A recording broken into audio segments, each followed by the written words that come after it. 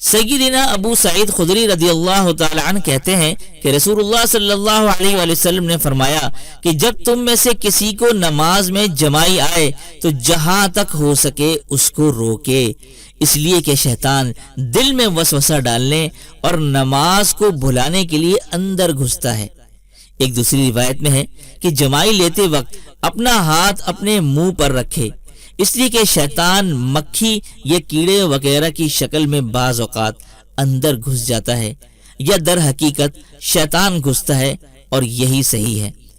جمائی زیادہ کھانے، آنتوں کے بھر جانے، نفس و طبیعت کے بوجھل ہو جانے اور حواس کی کدورت کی وجہ سے پیدا ہوتی ہے، جو غفلت، سستی اور سوء فہم کا سبب بنتی ہے۔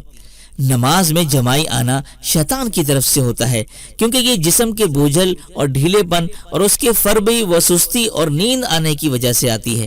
یہ شیطان ہی تو ہوتا ہے جو اس بات کی ترغیب دیتا ہے کہ نفس کو اس کی شہوات دی جائیں اور خوب کھایا پیا جائے۔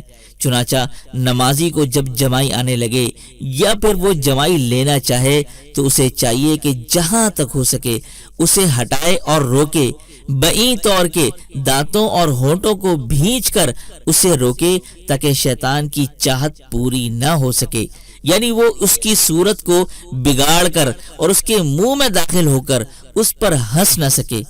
اگر ایسا نہیں کر سکتا تو اسے چاہیے کہ وہ اپنے منہ پر ہاتھ رکھ لے۔